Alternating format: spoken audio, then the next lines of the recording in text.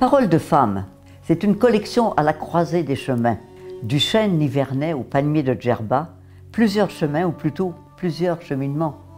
Et les voix des femmes qui se font entendre sont celles de Michel, Marie, Maërzia, Fatma, Geneviève, Anan, Claudie, Sabra, Zinouba, Christine, Dora, pour n'en citer que quelques-unes. Je suis Marie-France Oléry, écrivaine franco-québécoise. J'écris depuis que je suis enfant. Donc, suite à mes voyages en Tunisie, j'ai pu réaliser une rencontre avec des femmes suite à la révolution à Djerba.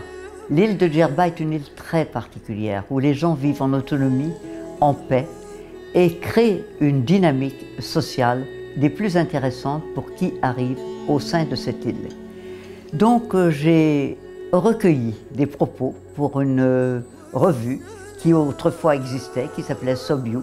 Et suite à cela, j'ai rencontré à la Charité Michel Sidbon, éditeur, qui m'a suggéré, pour établir un lien entre Djerba et le pays nivernais Morvan, d'interviewer des femmes d'ici, des femmes du Nivernais.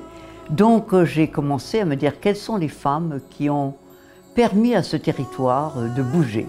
Ce que je trouve intéressant, ce sont ces témoignages de femmes qui influent sur la société et grâce à elles existent aujourd'hui des inventivités, que ce soit dans le pays nivernais Morvan, les accros de la rue, la voix des contes, que existe le festival de la laine, etc., etc.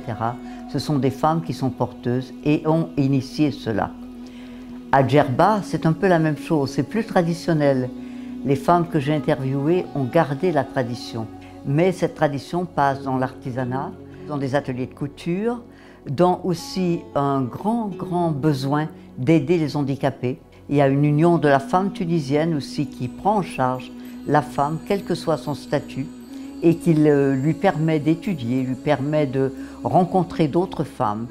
Et toutes ces femmes ont en commun qu'elles n'ont qu'un désir, c'est que nous soyons unis et alliés sur cette planète et que nous nous reconnaissions dans ce que nous semons, dans ce que nous transmettons.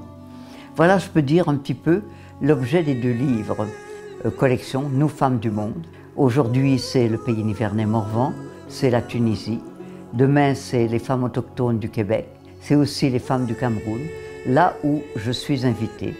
Et je remercie beaucoup toutes ces femmes qui peuvent témoigner dans des petits livres. Nous avons choisi un format poche, de façon à ce que j'attends quelqu'un, je lise, je me renseigne, et où que je sois, je puisse prendre le livre et être intéressée par la femme de chez nous et la femme d'ailleurs.